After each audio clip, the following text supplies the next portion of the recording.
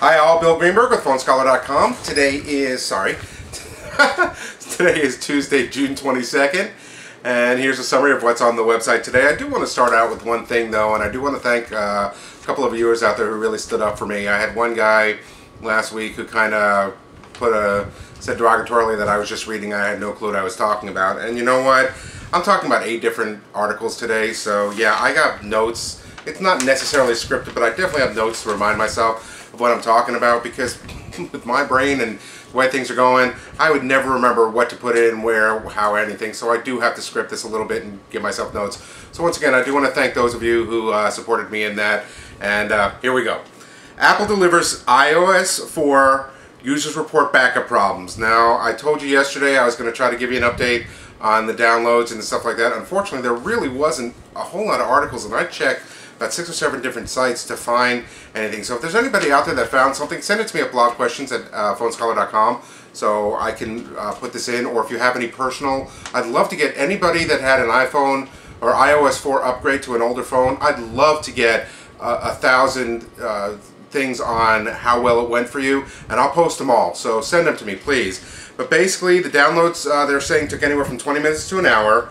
It took almost 580 megabytes of information, so obviously a pretty big file. And some of the comments that for the most part, everybody said it went fairly smoothly. Some of the comments where they got stuck in recovery and couldn't get out and they had to get help with that. Some of them were stuck in backup mode, but for the most part, everything that I read went smoothly. So congratulations, Apple and iPhone and the iOS 4, and for all of those that did that, congratulations. It looks like it was a fairly big success. Now, here's something very, very important. AT&T, no pre-order, listen closely, no pre-order. AT&T won't have an iPhone for you until 6/29. They thought that the stores were going to have a backstock of inventory for those people who didn't pre-order and wanted to come in on the 24th and pick it up, and it looks like they're not going to get a shipment of that backstock until the 29th, excuse me, I apologize, until the 29th. So unless you get a confirmation, and I guess everybody that did a pre-order that's picking it up at the store, the AT&T store, and remember this is only for AT&T, unless you get an email confirmation, I would not get in line, and they're recommending not getting in line at the AT&T stores on the 24th. Now remember, Best Buy, Apple stores, Walmart, and Radio Shack are also launching these on the same day, so if you can't get it at AT&T, you may be able to get it on that day at one of those stores. But I would check first and make sure that you got a confirmation for you if you did a pre-order. If you didn't, again, for the most part, and even on the 29th, it's going to be a first-come, first-served basis. So I hope this goes smooth. It could be a real fiasco. We won't find out until next week when all the smoke is cleared exactly what happened. But good luck to everybody on that. I'm not going to be getting one, so that's why I'm saying good luck to everybody else. Here's another thing. More than a quarter of iPhones break within 2 years. And this is from a company called Square Trade, which sells iPhone warranties. And this I am going to read because I wanted to get exact numbers. This is out of 25,000 customer claims over the last 2 years. The iPhone 3G had a 31% failure rate or broken rate.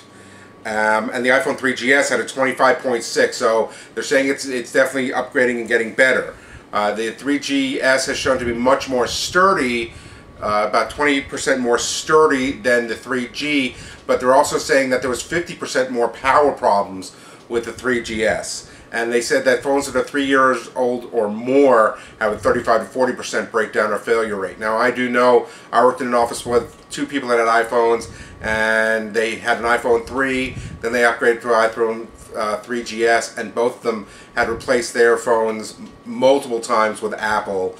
But I will tell you also that Apple was excellent at taking care of them. So they understand, and listen, this is a cell phone, and for those of you who have dealt with new cell phones, all new cell phones have major glitches. I will also say that there was an article that reported, I didn't put it on there, but there was an article that reported that there were 65 bugs repaired with the iOS 4 software downloading into the 3G and 3GS. So you haven't done it yet, and you're having problems with your 3G or 3GS, download that iOS 4, and it may resolve a lot of those problems. So check that out also.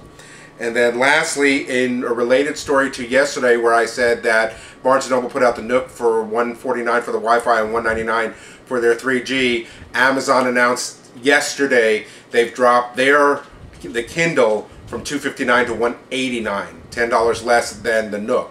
So this looks like it's going to be a price war, and one of the analysts said eventually you're going to start seeing these things going down to $100. So, which I believe, because look at the cell phones. You know, when cell phones first came out, they were $1,800, and now you can get the best selling phones in the world now for $199, $299. So I think that's definitely going to happen. Check that out.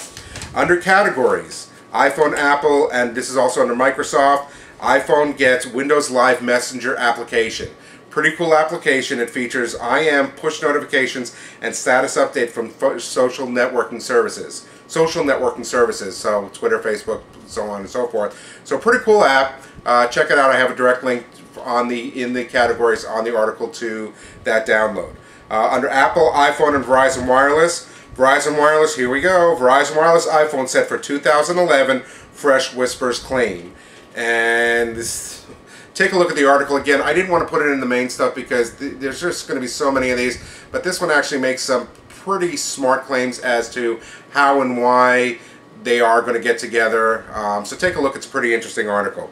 Under AT&T, Apple, and iPhone, some iPhones arrive early, and Wireless Week, which is an industry magazine, an industry online week, has confirmed through FedEx tracking that some customers will actually get the iPhone on June 23rd.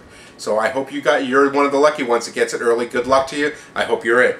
And then our Apple and iPad. Apple has just announced that Magic translates to 3 million iPad sales in 80 days, and that's worldwide. So again, some amazing numbers. Obviously there's people out there that still have money to be able to buy these things and get the services for them. So check a look all this week. I'm sure there's going to be iOS 4 upgrade stuff, and then of course on the 24th, after the 24th, when the iPhone 4 launches, I'm sure there'll be plenty of stuff on that. So stay tuned. Again, thanks again for those of you who supported me. Send me your stuff at blogquestions@phonescholar.com. Have a great day. I'll talk to you tomorrow.